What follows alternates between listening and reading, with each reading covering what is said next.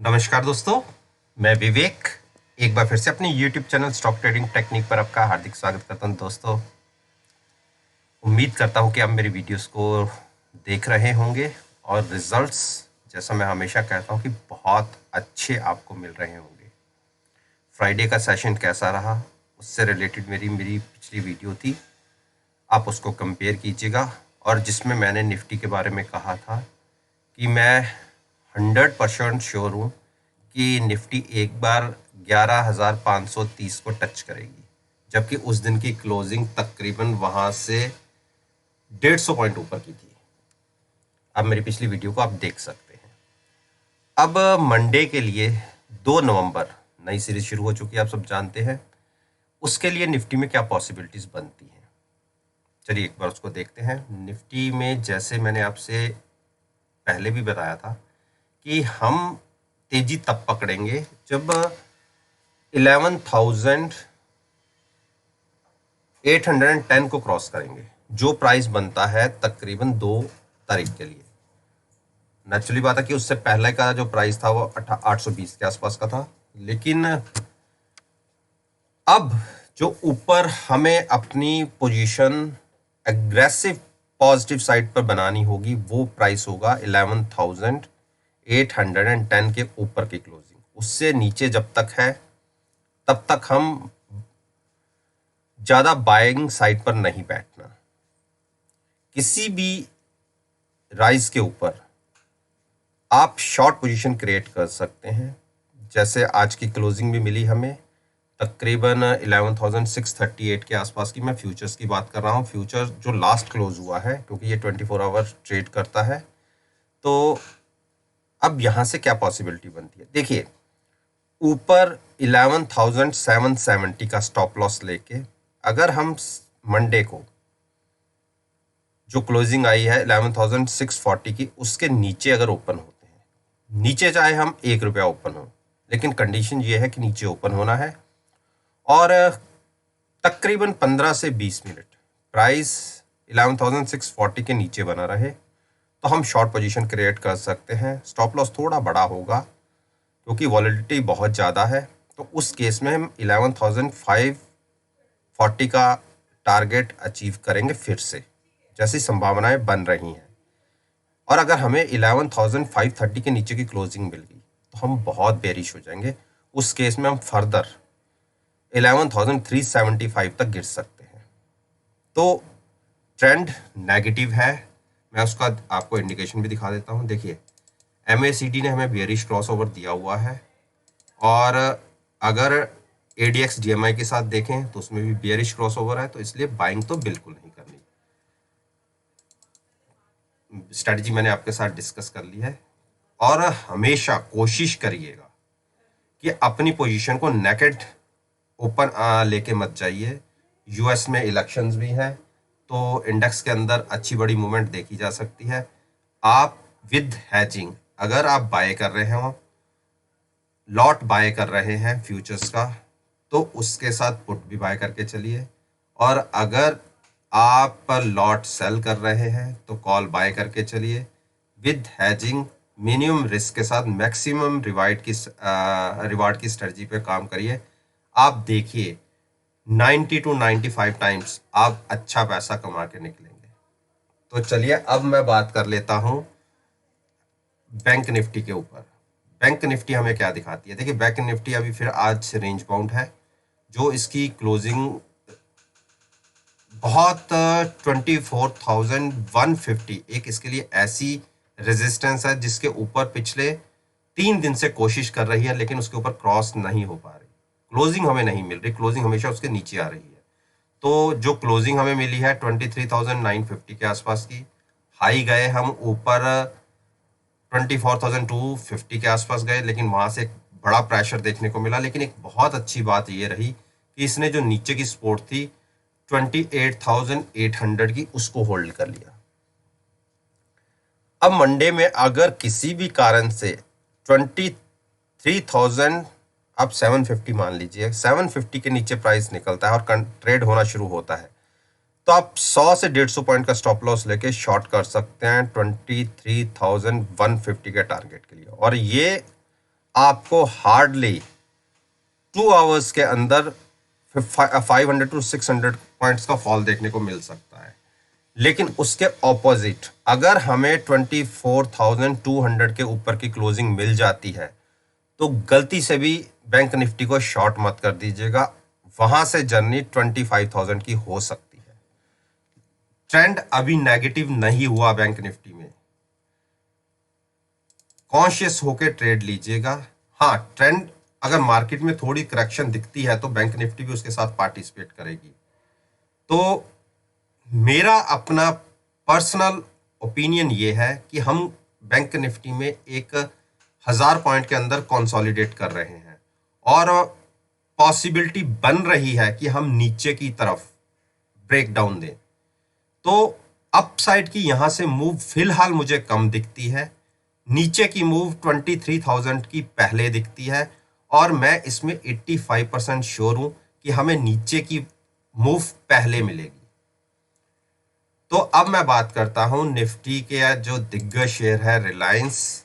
रिलायंस ने मूव पकड़ी है 2 दिन में और रिजल्ट्स इसके ठीक कह सकते हैं।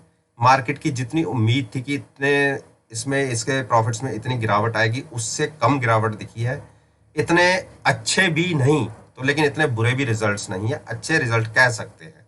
जैसे सारी दुनिया में स्लो डाउन देखा गया है, इसके कुछ बिजनेसेस ऐसे हैं जैसे जियो का है, उसमें 35% की ग्रोथ देखी गई है। पेट्रोकेमिकल्स और रिफाइनिंग में अच्छी गिरावट देखी गई है 30 से 40% की। तो एक मिक्स सा रुझान है। तो उस केस में हो सकता है कि मार्केट की इसके रिजल्ट की प्रेडिक्शन के हिसाब से जो ये करेक्ट हो रहा था स्टॉक, अब इसमें कुछ अपसाइड की मूव देखी जाए और अगर ये 2090 के ऊपर ट्रेड करना शुरू कर देता है तो आप 50 पॉइंट्स की मूव बहुत स्पीड से देख लेंगे।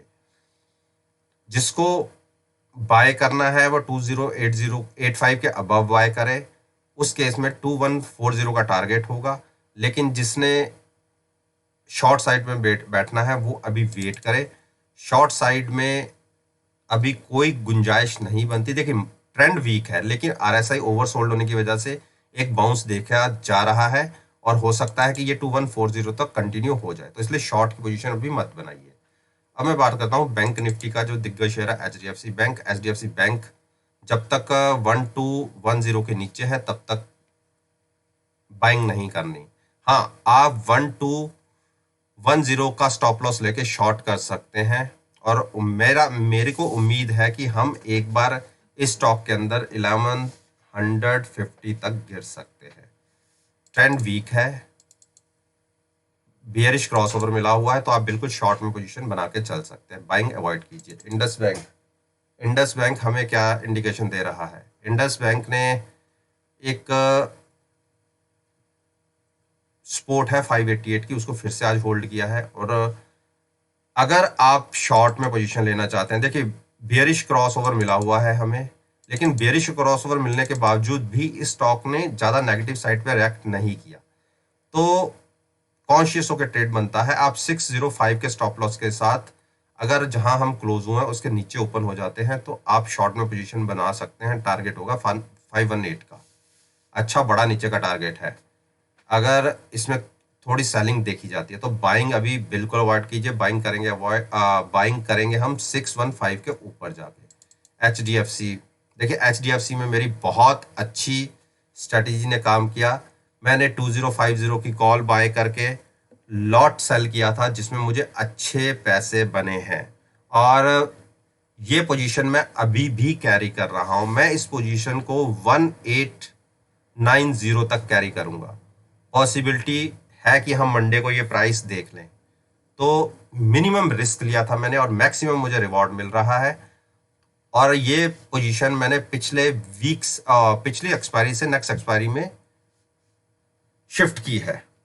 तो मेरा मानना जैसे हमेशा होता है कि जो भी हम रैली देखते हैं उसमें हम 50% का फॉल हमें देखने को मिलता है। देखिए हमने नीचे से 1625 से रैली शुरू की थी और हम तकरीबन 2100 के आसपास गए, तो आप देखिए 400 पॉइंट्स की रैली हुई, उसमें से हमने 200 पॉइंट्स में मानता हूं कि हम इसमें से निकाल सकते हैं।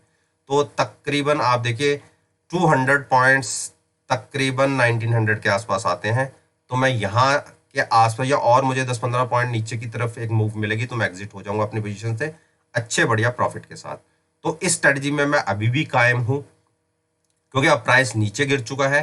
तो आप एक काम करके चल सकते हैं कि जहां पर हमारी आज की क्लोजिंग आई है 1926, देखिए इसके अंदर जो कॉलों का फर्क है, जो स्ट्राइक्स है वो 50-50 रुपीज की है। तो आप 1900 की कॉल बाय करके फ्यूचर सेल कर सकते हैं। मिनिमम रिस्क है, मैक्सिमम रिवॉर्ड की मैं बातें कर रहा हूं। तो ये स्ट्रेटजी होगी। अभी फर्दर बाइंग साइड पर हमें नहीं बैठना। कोटक महिंद्रा बैंक में भी जैसी बड़ी एक हमने रैली देखी है, इसमें मैं मान रहा हूं कि हम यहां से चले थे 1350 से, हमने 1620 ऑलमोस्ट 300 पॉइंट के आसपास की हमने एक रैली देखी है। उसमें मैं 50% की मान रहा हूं कि करेक्शन देखी जा सकती है। तो उस केस में हम 1500, आप ये मानिए एक बार तो हमने 1500 के आसपास आ गए थे, तो हम फिर से 1483 तक आ सकते हैं।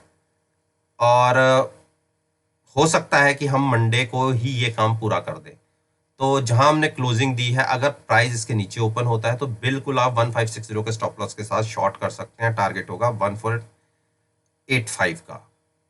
बाइंग अभी यहां से अवॉइड कीजिए। आईसीआईसी बैंक में अब मैं बेरिश हो गया हूं और इसने अपनी सपोर्ट ब्रेक कर दी है नीचे की तरफ। आप 403 के स्टॉप लॉस के साथ नीचे ओपन होते हैं तो आप शॉर्ट कीजिए।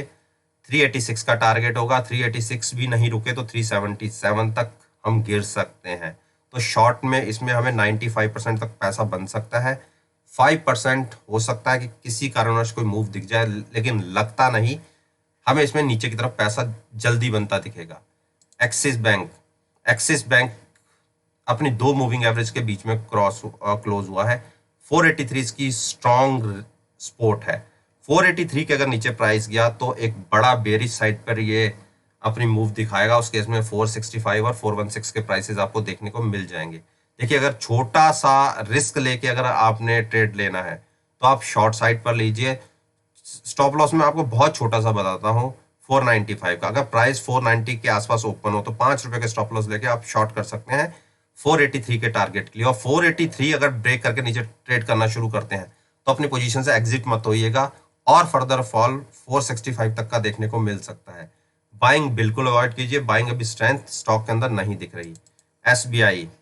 एसबीआई ने एक अच्छी बाउंस दिखा के 187 के ऊपर की क्लोजिंग दिखाई है। तो जब तक ये 187 के ऊपर है, मैं फ्रेश शॉर्ट नहीं करूंगा। शॉर्ट करूंगा मैं 187 के नीचे जाके, और बाइंग करूंगा मैं 197 के अबव जाके। तो इसके बीच में मैं कोई ट्रेड नहीं लूंगा। वैसे मेरा पर्सनल अपना एक ट्रेड ऑलरेडी बना हुआ है और मैं उसमें पहले ट्रैप हो गया था, लेकिन फ्राइडे के सेशन में मुझे उसमें से प्रॉफिट होकर एग्जिट हुआ हूं। और फिर मैंने पुट के अंदर ही स्ट्रेटजी बनाई है। पहले मेरे पास 190 की पुट बिकी हुई थी, अब मेरी 185 की पुट बिकी हुई है, जो मैंने तकरीबन 8 रुपए के आसपास शॉर्ट की हुई है। तो इसके अंदर भी मुझे प्रॉफिट मिल रहा है। हो सकता है कि मुझे 197 तक का एक जंप दिख जाए, तो उस केस में मैं अपनी पोजीशन से एग्जिट हो जाऊंगा जो मैंने पुट सेल की हुई है।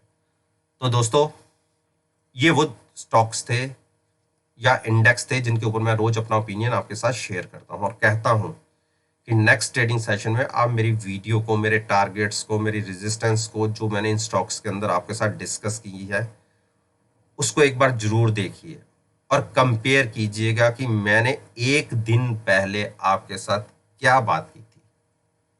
और आप यकीन मानिए 85 भी नहीं कहता मैं, 90% से अबव एक्यूरेसी आपको देखने को मिलेगी।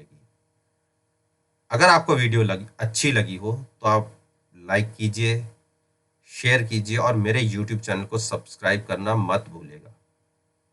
और अगर बेल आइकन का बटन भी प्रेस करेंगे तो नोटिफिकेशन टाइमली आप तक पहुंच सकेंगे। इसी बात के साथ मैं आपसे विदा लेता हूं और एक नई वीडियो के साथ फिर से आपके सामने आऊंगा। तब तक के लिए धन्यवाद। Take care.